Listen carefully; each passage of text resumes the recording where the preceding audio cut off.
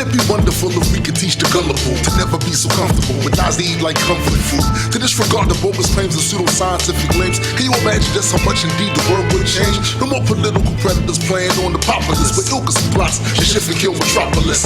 No more villains with the title in the Bible holding phony temper Bibles like the stuff they teach is vital. Imagine it was normal to have to prove a claim you make. And folks really feel ashamed to express some content that was fake. It's not to say we never make mistakes. It's just to say we go out of our way to show the evidence it takes. Remain skeptical while you travel the road. The reason stay strapped with logic and facts. That's what it is, yo. Keep reality intact to help the truth grow. Question every claim, especially the ones you believe in. Remain skeptical while you travel the road. The reason. Hi, welcome to Road to Reason, your skeptic's guide to the 21st century. I'm Brendan McAuliffe. I'm still trying to figure out who I am. I have an identity crisis, but for now, I'm Paul Sheehan, the executive producer of the show. Surprise! That was awesome. That was pretty funny. That was awesome. All right, so what are we talking about today, Paul? Well, we are going to talk about the coup in Turkey. We're going to talk about some really interesting history to do with a secular background in Turkey, factions of Muslims in Turkey now, progressive Muslims. Yes, I hate to say it, we're going to have to take showers, not all Muslims. And you know, there's repressive elements there. There seems to be some progressive ones. But we're also going to do our news and announcements first before we get into that. And you know, if you want, I can kind of start off the news. Yeah, if you want to talk about some of the news things that are going on, and then I can talk about our secularist of the week. Okay, well, it's circulating around now on the internet that Australia has the Jedi religion numbers up in 2011 to 64,390 compared to in 2006, 58,053. What's interesting about this is that Ms. Sturgis, president of the Atheist Foundation of Australia, has come out and stated that she thinks people who are secular should stop treating this census as a joke and should mark off that they are actually atheists. I find that kind of interesting because she's assuming that these people are actually atheists. Some of them have actually identified seriously as Jedis. How do you practice? Like, I mean, I know it happened a long time ago and kind of far away, but like, how do people know the religious practices of Jedis? Do they have lightsaber technology? I haven't been to Australia, so I'm not quite sure. I don't know that facts in real history have ever had anything to do with religion. Fair point. Yeah, but I would suggest a lot of them are people giving a big FU to the system and to religion. But they're, you know, it's also interesting because you can kind of see like these little microcosms of how religious thinking gets started or how religions get started. It's like it basically is the world the way that person wants to see it, and they figure, you know, I'll create my own worldview. I live in my own bubble. You know, one of these days, if I just practice it, you know, enough, I'll be able to move objects and, you know, have my own lightsaber. But for now, the Jedis happen to espouse a belief system that includes things like all life is sacred, be kind to others, protect the innocent and the weak. You know, the phrase "no religion" does not necessarily sum up many people's views of faith, even if they don't follow an organized religion. And so I would suggest that Australia is certainly headed down a progressive road when it comes to religious, getting rid of religion. It's not necessarily a pure shedding off of religious thinking, though. Yeah, no, I mean, it's really interesting when you look at these countries because they have a strong like religious history or a strong like colonial history, like Ireland and Australia. But they then kind of create their own thing and become worried that they're emulating like England too much, so they go in the other direction. And I think this is a bit of a similar thing to that, where they were just people were like the regular religious stuff is dumb, like the establishment, like the old bishops and imams and rabbis and stuff like that aren't for them. And they're like, let's be Jedis. And Well, I think in countries like Australia, and you talked about Ireland too, Church of England was definitely seen as a repressive like element. For good reason. Yeah, for good reason. The other bit of news that we want to talk about is CFI is calling out the DNC, the Center for Inquiry. Robin Blumner, I believe, is the spokesperson, has called for the resignation of one of the top officials at the DNC over what happened with Bernie Sanders. Some of these email leaks that were put out, basically, they were plotting on how to destroy Bernie's image by painting him as some type of a Jew, when in reality he has, his family history is Jewish, but he himself, I don't know how much he's identified with pushing. It's really interesting because some of the emails I was looking at them that came out, they were talking about exploiting Bernie as an atheist, especially in like West Virginia and stuff like that, like using video. They had like videos and speeches that they were kind of throwing around to see what would stick or what would be good to use against him. It's really really unsettling, and I'm really glad the CFI is taking a stance on that, because yeah, me too. For me, it's gotten to a ridiculous point. Well, from what I've been able to read, it seems like there's been two approaches. One is if they thought they could play the anti-Jewish sentiment in certain geographical areas, they'd play that. If they thought they could play the anti-secular atheism element on him, they would play that.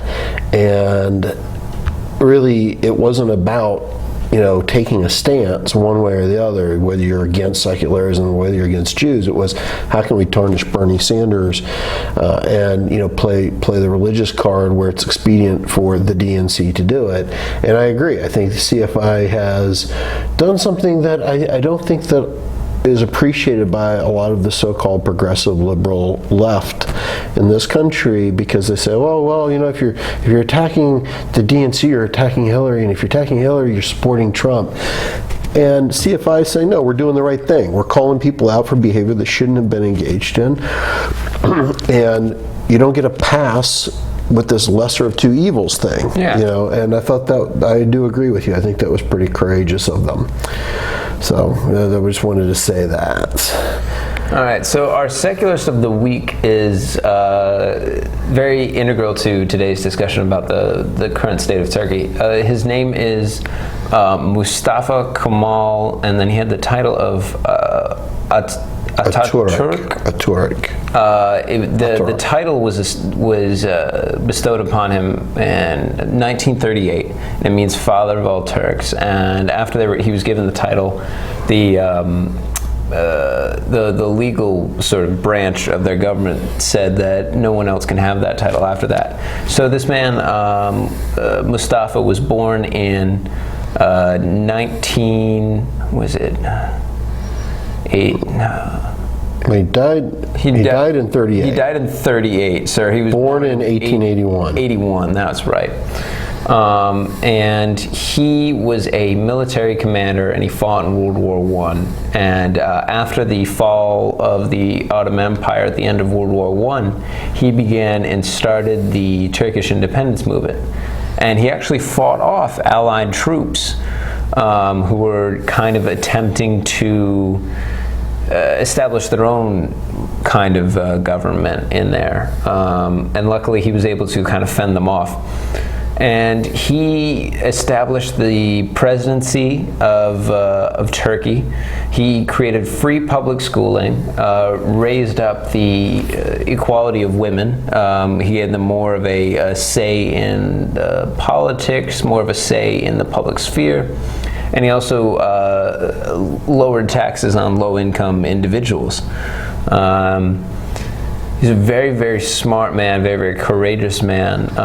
It was steadfastly secular. Yes. And, as you pointed out, he made a comment about if he could put all religions at the bottom of the sea, he would. Yeah.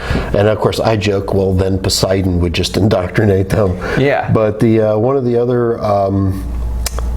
other quotes here that I wanted to some of the quotes I'd like to talk about real quick is, we must liberate our concepts of justice, our laws, and our legal institutions from the bonds which, even though they're are incompatible with the needs of our century still hold a tight grip on us.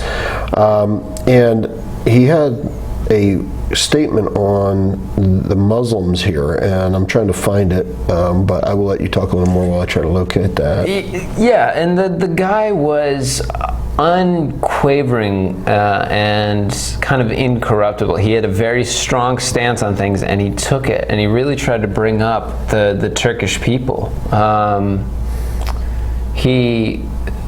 It's really fascinating to see. He established what's called Kemalism after his last name, and that is actually what a lot of many of the military leaders who were part of the coup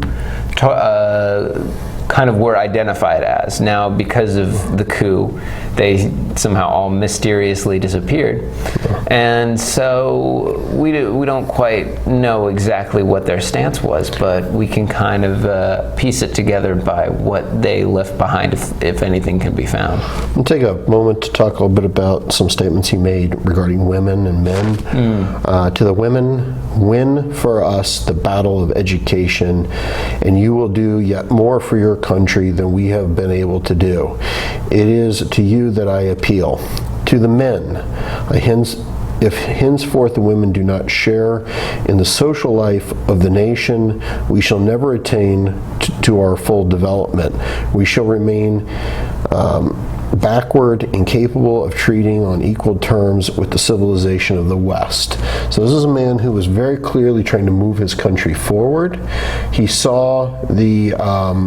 definitely saw the need for equality, which we know that Islam, how it treats women, whether it be moderate or extreme, is always treating them differently at the very least, and from my perspective, always worse. And on the issue of Islam, this is an amazing statement he made.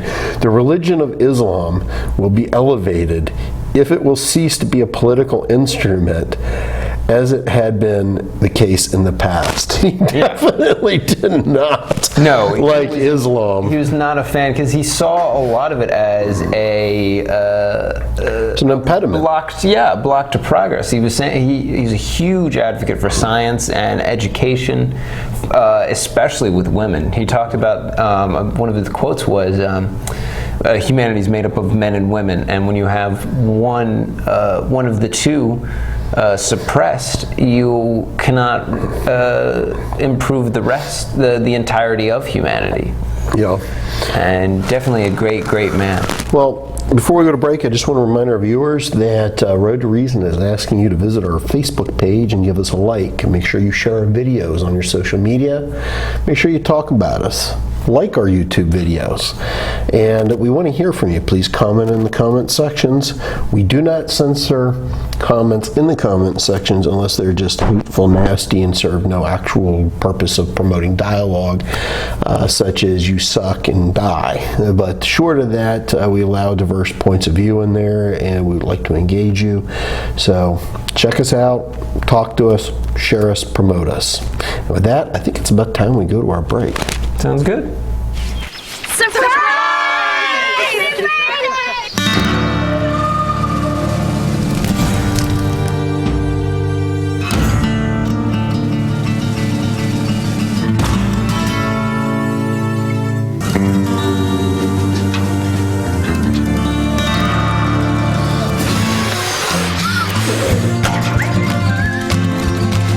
Preventing wildfires. That's all Smokey wants for his 70th birthday. Thank you, dear. Well, you're very supple. Just like I was at your age. Back then, I was a sex expert. Used to call me the buttered biscuit. I know about birth control, too. So you can ask me anything, baby. Bedsider.org has birth control information and a lot more. And it's... Have you had sex in this car yet? This is Richard Dawkins. Doing commercials is unfamiliar territory for me, but I'm inviting you to watch Road to Reason, a skeptic's guide to the 21st century, on Fairfax Public Access every Sunday. Each week, the hosts tackle wishful thinking, religion, pseudoscience, and the harm they cause, with a combination of facts, humor, and community involvement. They challenge believers to defend their faith and give you, the skeptic, a voice. With live call-ins for viewers and streaming on the World Wide Web, there's never a dull moment. Don't wait. Look at them now on Facebook and YouTube, and remember to watch Road to Reason, a skeptic's guide to the 21st century, or there'll be hell to pay.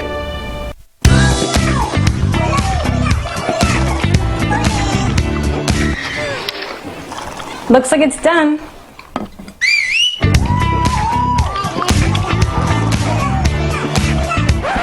Don't let salmonella get funky with your chicken. On average, 1 in 6 Americans will get a foodborne illness this year. You can't see these microbes, but they might be there. So learn the right temperature to cook each type of meat. Keep your family safe at foodsafety.gov.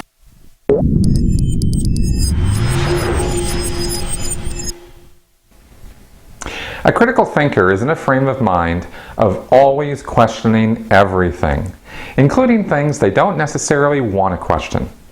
You may have done some research and satisfied yourself on a position you're sure is right. Good.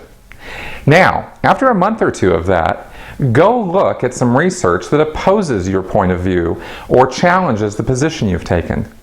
You can even look into it with the idea of poking holes in their arguments if you want, but it would be better to just have an open mind and read it as though you'd never heard or seen anything on the issue before. You may be very surprised what you learn, and if you're doing this right, you will be. Always be open to opposing points of view and counter-arguments. That's what critical thinking is all about. And now you know.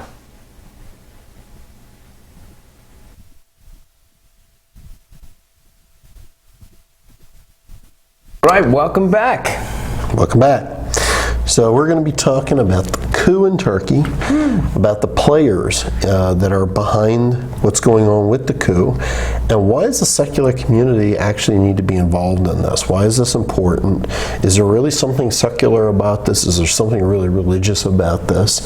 And it seems like there's, we talked about before the show, there's actually kind of 3 kind of mentalities going on here. There's the people that were definitely see Mustafa Kemal as like this like father of the country figure, and that they're concerned that the new leader, the president of the country, Öcalan, is taking the country in a direction that they don't want.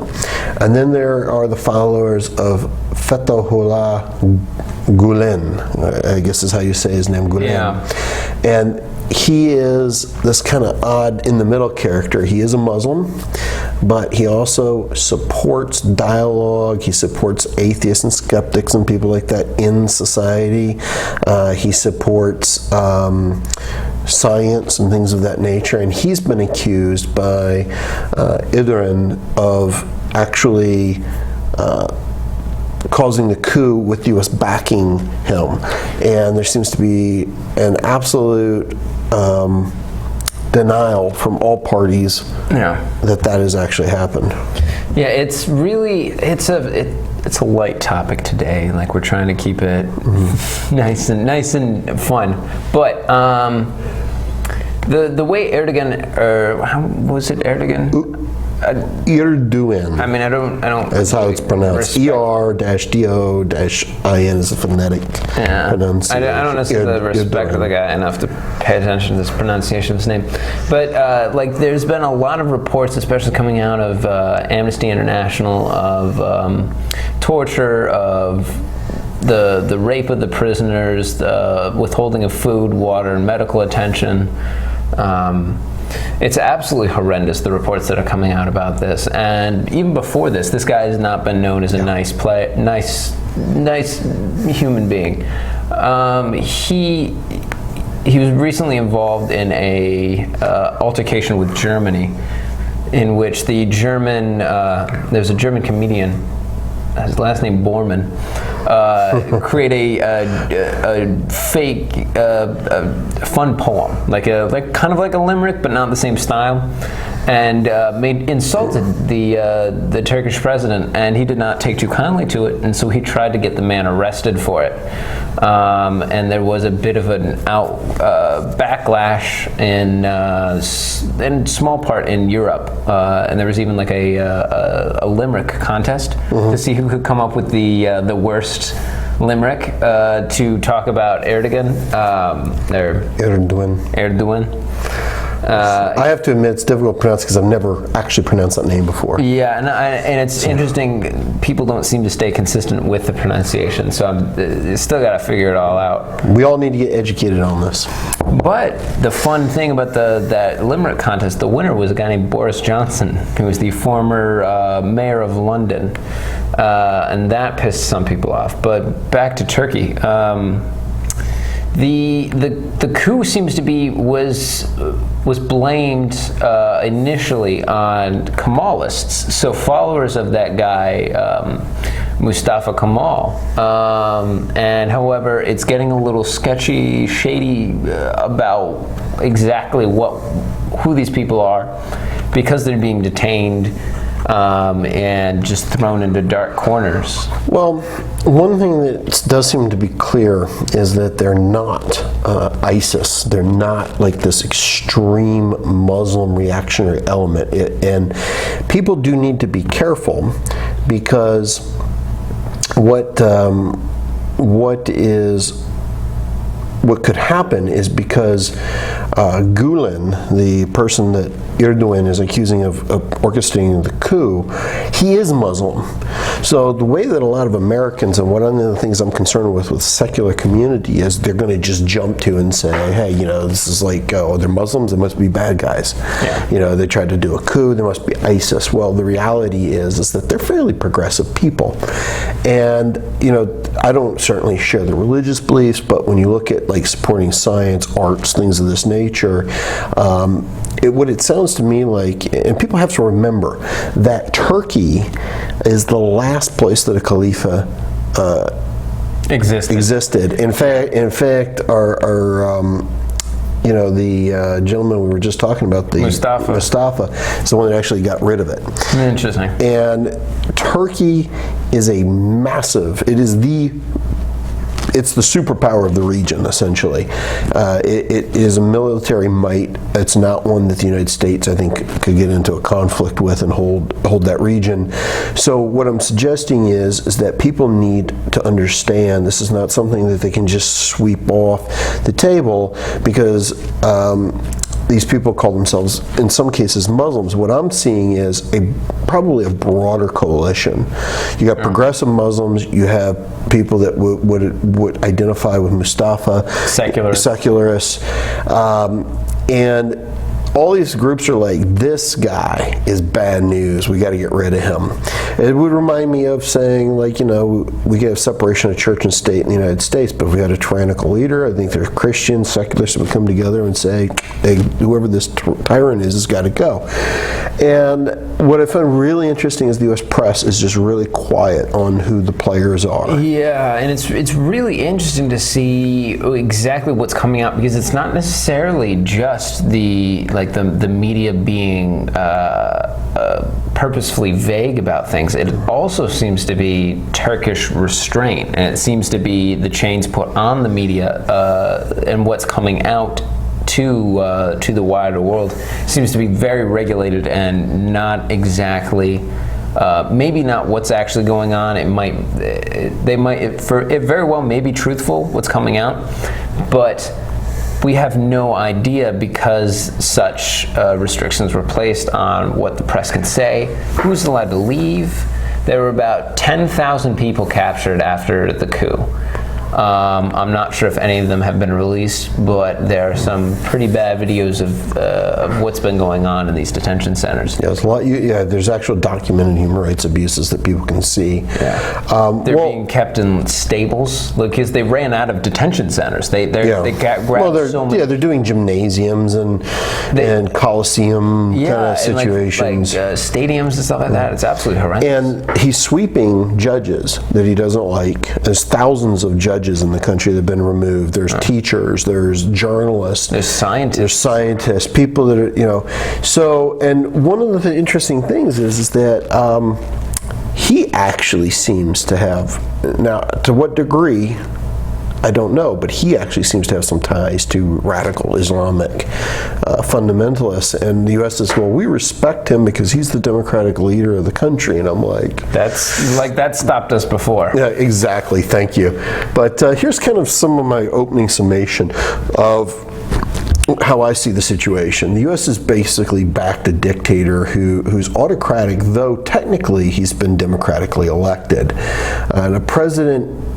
Iran has blamed Gulen and Hizmet, which is basically a movement, which that Gulen started, for the failed coup attempts, as well as the United States. But as I stated, these parties have denied that. Turkey had been, as you pointed out, pursuing a secular agenda. Yeah, and it was up until this guy that they've been on that path. Exactly. Now the president of Turkey has basically taken it away from that path, and he's leading on a much more dangerous theocratic path without the checks and balances that we would in fact see in a modern democracy. The imams are in fact actually paid by the state in Turkey. Now, if the religious leaders are paid by the state and the president is the head of the state, who do you think they're going to listen to? Yeah, no, it's just follow the money. And it ends up being this absolutely horrendous just debacle of reason and freedom.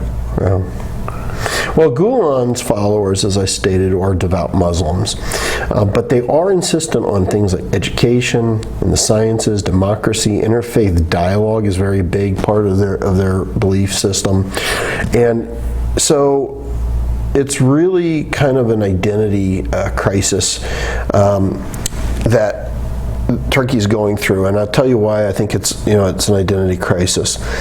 In a lot of the Muslim world, in fact, because the last Khalifa, as we said, was about 100 years ago. I think it was dissolved in 1924.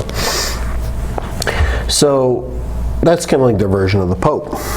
And what a lot of Americans don't understand is that countries like United Arabs, excuse me, Qatar, a lot of these places, they didn't exist. They were a part of the Ottoman Empire. These countries have only existed in the last 100 years. And so I think what we're seeing a huge identity crisis going on with the Muslim world, and we're seeing the secular side of the last century of imperialism starting to come back to haunt it. And the thing is, what people end up forgetting about Turkey is that it's in occupation of Cyprus. Like Turkey is in military occupation of a European country, and it's whenever you see signs saying end the occupation, I guarantee you they're going to be talking about Gaza and Israel and Palestine. Nobody's talking to end the occupation of Cyprus. I know one Cypriot, and the only time I've seen him get angry is when someone accidentally called him a Turk, and he almost killed the guy. Well, and this is an interesting question, because now I'm going to talk about both the American public, but then the secular community. How is it that we had this coup and nobody saw this coming? It's like, how do we live in a vacuum that are pressed at a non-existent job? Otherwise, we would have had some idea that this tension was there. But what I also find interesting is, how's the secular community, who's supposed to be paying attention to Muslims and the Muslim world, never saw this coming? It's interesting, a lot of people saw this coming, although none of the reports were taken seriously, and that's what I found really interesting. Was there's a bunch of scholars, I'm blanking on their names, but they came out with some reports saying that it seems likely that a coup or a coup-like event, some kind of rebellious event would occur in the future, and everyone ignored them. And I think it was because the initial report got no sort of play in Turkey. It didn't then branch out to any of the external international news sources. Well, but see, this is the thing. Turkey is the major player in the region. The United States has its military bases through NATO there. Yeah. It is considered a primary, like one of the world's military powers. They have atomic weapons. There is no question that Turkey is a trendsetter in that region. How is it that if this was some backwater country, I could get how people missed it. It almost seems to me like there's an intentional dumbing down, or either that people weren't just completely not paying attention. And this is one of the concerns that I have in the atheist communities, where everything is Muslim this, Muslim that. Or it can be Christian this, Christian that. I've seen a lot, especially in the States, where people are like, oh, Christians are the worst, and then you get the other atheists who are mad at them saying, no, Muslims are the worst, and it's well, and we have to come to a realization that Muslims make up, I believe, about a sixth of the world's population. And when you look at a player like Turkey and what's going on there, you are not going to have progressive change in that country unless you have Muslims who also buy into that process. Yeah. And this is where Gulen and his followers really need to be supported. Now, I don't know that he actually was behind this coup, and he denies it. But and he says he would actually have condemned violence. I did see a video the night that it was happening about the arrest of the so-called commander, and I'm not sure whether it was a thing, like a propaganda piece, like Turkey waving their flag and saying, "Hey, we got him," and this is the video to also squash any other sort of smaller coups that would be going on. But it's really good to see secularists and moderate Muslims kind of teaming up together to fight this giant theocracy, this looming power that seems to all of a sudden have sprung up and grown really fast and really strong. And I know Christians in this country who support separation of church and state. The idea that because somebody is religious doesn't mean that they can't also take secular stances on certain issues that are beneficial to the human race is a mistake. And one of the things I would argue for a lot of people in the atheist and skeptic community who just shut out who want to pretend that there are not moderate Muslims out there because the Quran itself is not moderate. I would totally agree with that. The Quran, just like the Bible, is horrendous. It has horrendous messages, but there are people who interpret it differently, though I believe wrongly. They themselves are moderate. And one of the things that I think people have to realize is that all major influences, especially in that region, but around the world, are going to absolutely have Muslim influences at this point in our future. And whether that's characterized by the violence and abuse we've seen associated with groups like Al-Qaeda, or whether it's characterized by movements such as that's directed by Gulen, it's not just simply up to Islam, it's also up to the West. It's about how we react to those individual groups. It's who do we support, which group do we give credence to, and which ones we don't. And there are some people that are just in our community that have so much outright anti-Muslim rhetoric. And I think it's not simply anti-Muslim. I think it's seeing Islam as the biggest target for them, and it's like an anti-theist. It's strong anti-theistic sentiments targeted towards one specific religion. Like if you ask them about Sikhs, I'm sure most of them would give you a blank look and be like, oh yeah, Sikhs, they're with the turbans, but not know much about Sikhs. I mean, to be honest, I don't know much about Sikhs. Well, and this is what I'm saying, is if these people who are in the atheist and skeptic community who are just off the rails, Muslim this, Muslim that, were really educated in what's going on, this wouldn't have been such a surprise to everyone in the atheist and skeptic community. Yeah, well, I think it's also just a global knowledge type of thing, because the fact that people weren't looking at Turkey, they were freaking out about ISIS, and then Turkey happens, and everyone's like, oh crap, Turkey. Because I mean, the day before we had that horrible truck attack in France. It was literally the day before that attack occurred, and then right after that happened, there was the coup that it started really fast and really hard. There were videos of tanks rolling down the streets, crushing cars, and then it was gone. And so it didn't take long enough for the world to catch on and catch it as it was going, as it was happening. Yes, and I think it was just bad, not bad timing on the coup planners. Not that I endorse coups. Right. Well, right. But my point is you have people in the skeptic and atheist community who are experts, and there are people who follow the politics of the region, and it's like, you guys missed this? You never saw this coming?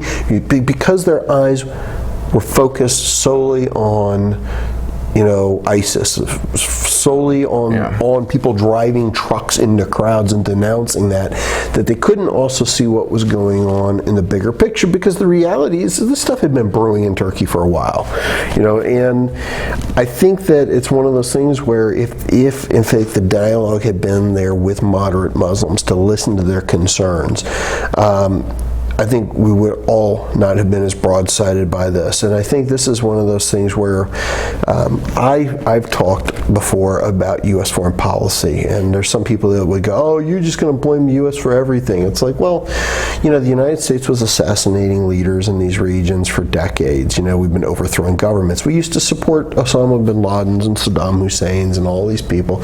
Our policies come back to haunt us. I mean, you can look at pictures of Afghanistan and Iran in the 60s and 70s, and women were wearing, fashionable clothes of the day. They weren't covered in burqas. What did the United States do? We supported the worst elements in those regions because of our fights against the Soviet Union, and like the Mujahideen and the Yusufzai and these other really awful groups. And then these groups take over, and they're horrible, and they're abusive, and they're repressive. And then what does the skeptic community do? They go, see how bad the Muslims are? Who helped them, man? How did they get there? But the interesting thing is, if you were going to take let's use a really strange example. If you were to take radical Harry Potter, like if you were to take diehard Harry Potter fans and use them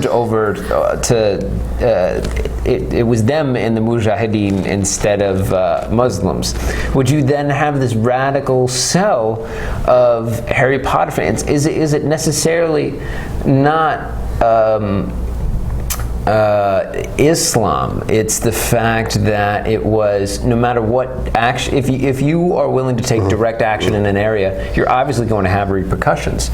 And so you can try to safeguard as best you can, but there's always going to be something you missed, or always going to be someone you ended up pissing off who will come back to get you. Well, this is the problem with interventionism to begin with. Well, yeah, and it seems to me a lot of, I'm not saying you're as bad as Chomsky, but like a lot of that kind of idea of blame America turned to me, because I'm fairly young and I've still got a lot to figure out, I can definitely tell you that, comes off to me as the very fact that, okay, because America did something, there's going to be some sort of backlash to that, and regardless of of any action we take, bad things are going to happen to it. So is it then our fault that the bad things happen? I don't know.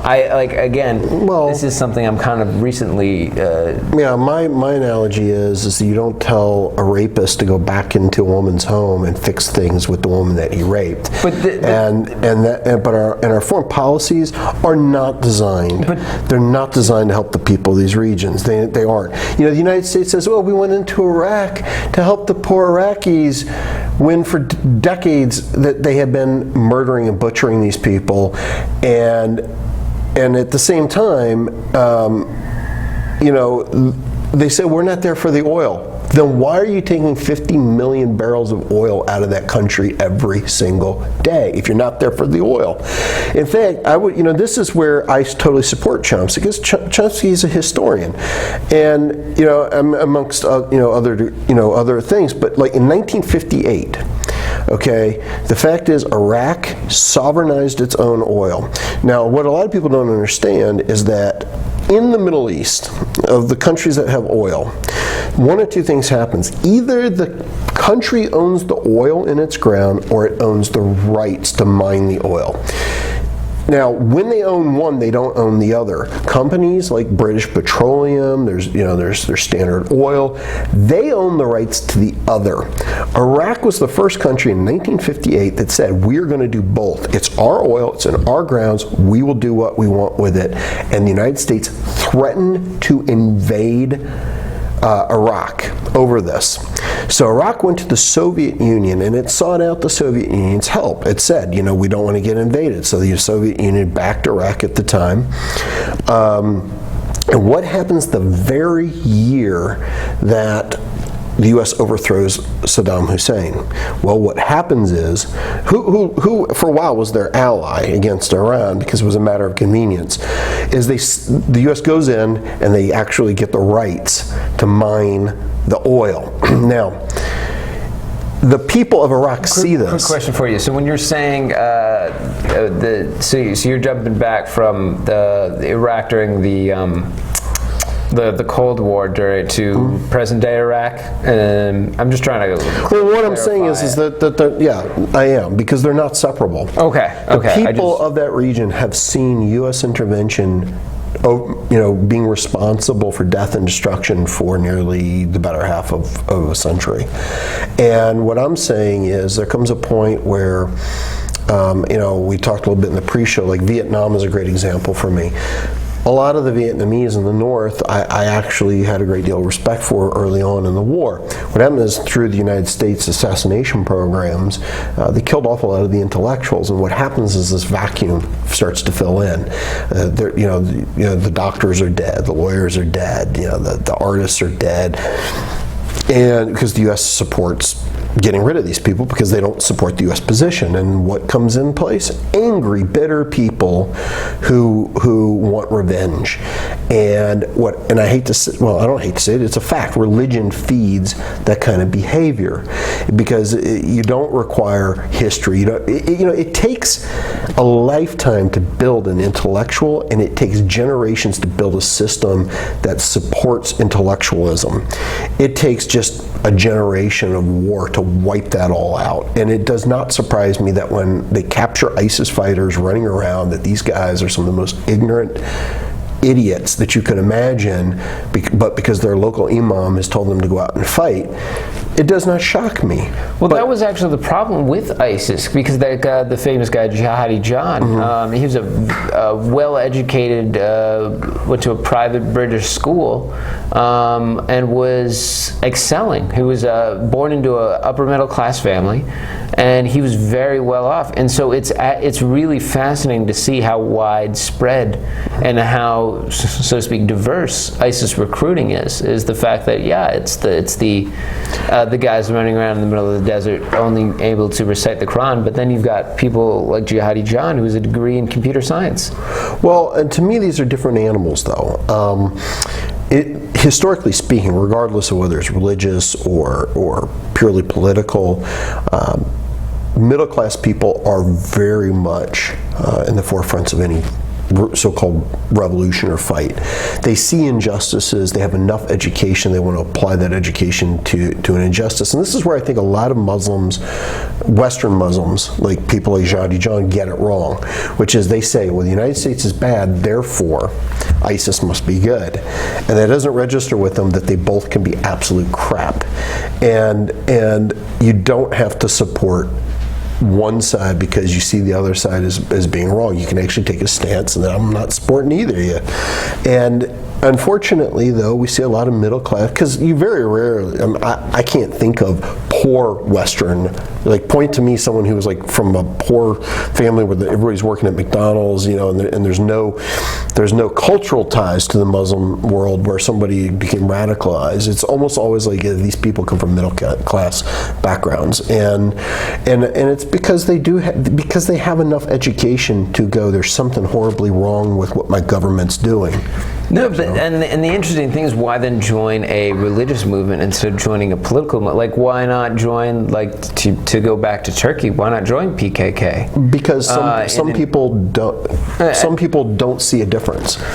Some people just see this group is oppressing this group, therefore I'm going to go help the group as I see as oppressed. Well, just because, I mean, Nazis were oppressed too, but that doesn't justify the. I'm not justifying it. I will wholly condemn somebody who goes and gets involved in ISIS. I'm explaining how I think they make that fallacy to get involved. All right. It's not an endorsement of what they're doing. It's trying to understand what they're doing. You know, I would never join. I'm totally against U.S. policy in the Middle East. I would never go and join ISIS, you know. Okay. Yeah. No, for some reason I got stuck on some weird tangent there. I can completely condemn both of them as horribly toxic policies that don't do a damn thing to elevate the human condition. It seems a lot like the election. Yeah, exactly. Yeah. So it's like, but I just think that this is one of the things, we're at a watershed moment in Turkey with real politics. This is a game changer. And if people in the skeptic and atheist community don't start getting on board with trying to understand the bigger picture and just stop condemning Muslims everywhere, we're going to miss the boat on this. You know, we really need to be vested with Muslims that are moderate. They are out there. And as I said, we both want to take a bath after making the statement, not all Muslims. But I'd still yet to say it on here. I don't know if I'm gonna.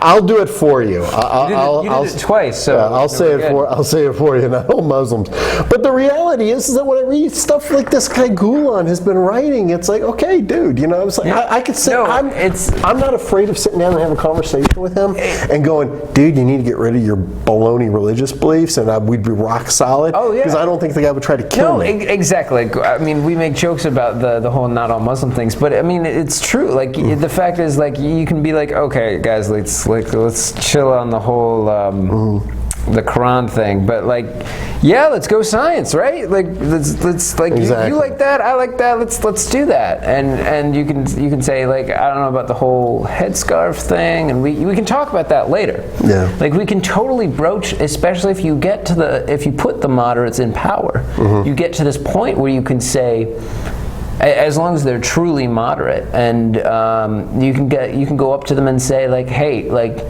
we understand what you've done and we understand what you stand for. I think it would be best if you kind of drew back on like oppression of women. Like, be like, hey, let's kind of cool that off, and you can have an active discussion rather than going up against this Erdogan, whatever the guy's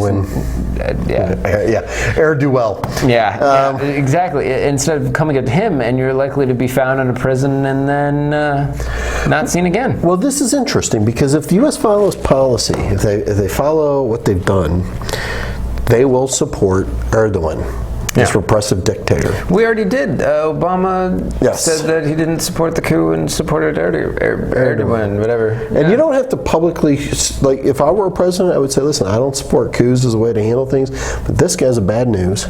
He really needs to be listening to his populace, and he needs to stop torturing and raping and doing horrible things to these people. And he needs to listen to the populace about reform, because it's clearly needed. If you have a coup to this degree, something's not right. Yeah, someone sizable enough people don't like what you're doing, and you should cut it out. Right. But where we can miss the boat on this is that what's going to happen in Turkey is going to happen with moderate Muslim backing. It's not going to, Precisely. Mustafa was a wonderful secularist. He was anti-religion. But he was only one guy. But he was one guy, and he created a movement that didn't wipe out the Muslim faith in that region. It kept it in check.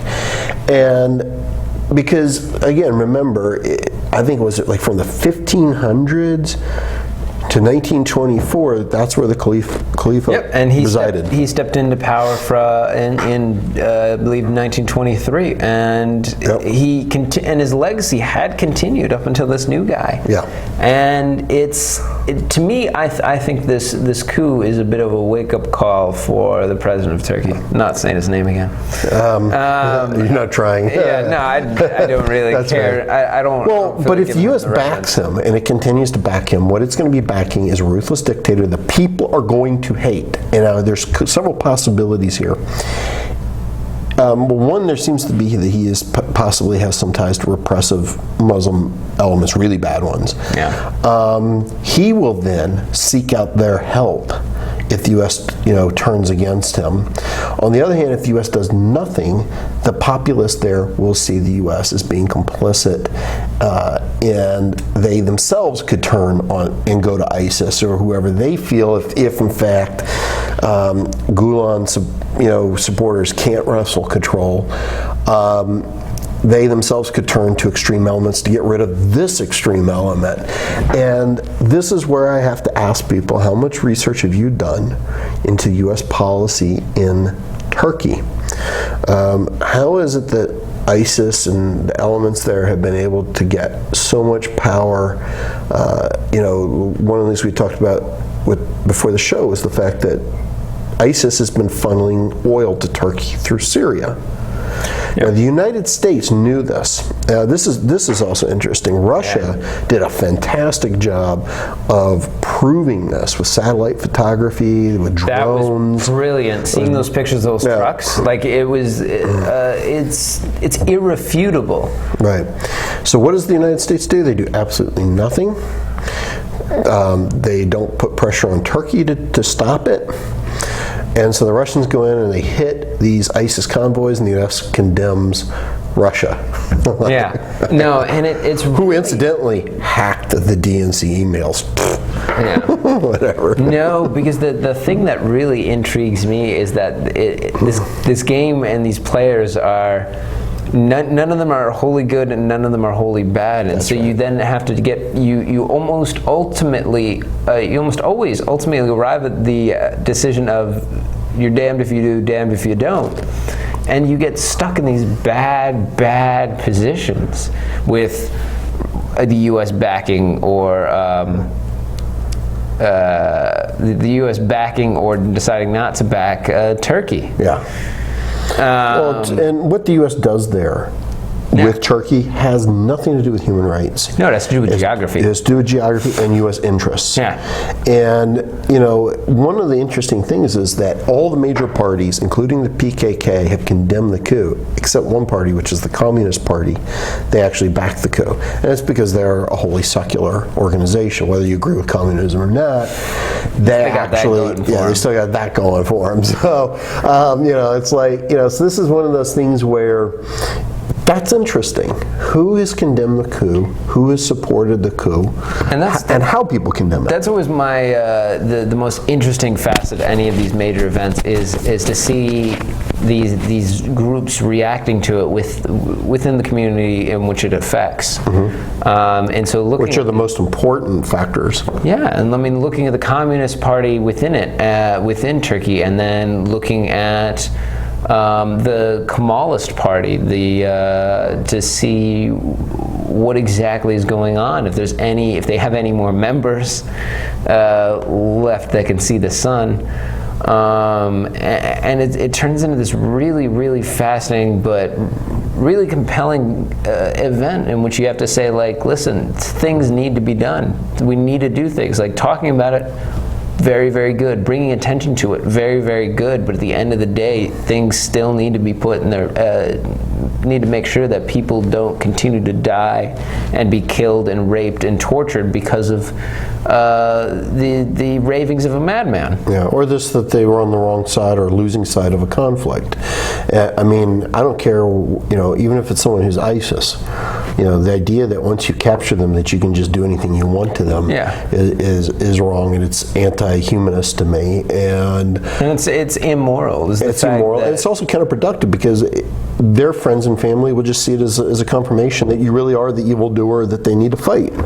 And this is one of the reasons why, I personally can't speak for any of the viewers or you. I really believe war is one of those things that really should be a last option. And I personally feel that war is one of those things that only really is justified when you're either invaded or your government is repressing you. But the idea of going over like the U.S. does to invade other countries in the name of things never in the history of this world has led to, like, God, we're so glad you invaded our country and killed off, huge portions of our population for our own good, and we're living in, whatever vision you had for us now. It just doesn't work like that. And I think what is going on in Turkey right this minute is going to be a defining, as I said, watershed moment. And really, if ISIS and the people who are radical Muslims get the upper hand in this, we're going to see terrorism, we're going to see geographical shifting of political boundaries like you have never seen. Turkey is one place that every secularist, humanist, atheist needs to be paying attention to, because it is the game changer. And the fact that our press in this country and our secular community has done such a horrible job in paying attention to it and talking about it and getting a real grasp on what it means is something that will be detrimental. And I really think that people have got to jump on this. And we got 2 minutes left, roughly. All right. So, I mean, that's the thing. These topics, there's almost always never a right answer. And the fact that there's never, you can't say, well, just do that. Like, it doesn't end up working that way. And we end up meeting up against these, we get caught between a rock and a hard place, and we have to figure out, like, hey, some options aren't, and the options left to us aren't wholly good. And it's also important to act fast, because you want to make sure that the good guys are still alive to support. Yeah, and I think in this case, the first thing we have to do is condemn the torture and the abuse, and insist that Amnesty International can get in and see these people, which have been denied. But beyond that, I think this community, the one that this show speaks to primarily, needs to educate itself on this issue. We really need to jump in with both feet and take this issue very serious, because I mean, this is going to go on YouTube, and I guarantee you that I'll point to this episode that we're doing right now 10 years from now, and it will be completely relevant, because the world will be changed. Yeah, and I mean, I don't mean to put down what you said at the very beginning, but definitely talk. You don't always have to like our Facebook page, but definitely talk and comment to each other about what's going on in Turkey, because I mean, this is how ideas get spread. This is how action gets taken. It's the fact that enough people say, hey, wait a minute, that's wrong, that shouldn't be going on. Let's do something about it. And like us on Facebook anyway. So we got about a minute coming up. One of the things our show is actually looking to do is we're looking at getting involved with an atheist alliance. Rob Pinzak is promoting that. Our producer. Our producer. Aaron Raw is, I believe, the president of this organization. And we're going to be looking for more atheist hosts. If you are an atheist and you live in the tri-state area, Northern Virginia, Maryland, DC, good old DMV area, get in contact with us. Get down here, get your voice on the air, share your perspectives, learn how to speak to the community as an atheist and a skeptic. We don't have churches on Sundays, but we have this show, and it's a place where our community gets together. We learn to tolerate each other. We have a diversity of people that are libertarians, liberals, communists, conservatives, etc. And with that, my friend, we got about 5 seconds. All right, see you later. Happy Hanukkah. Kwanzaa.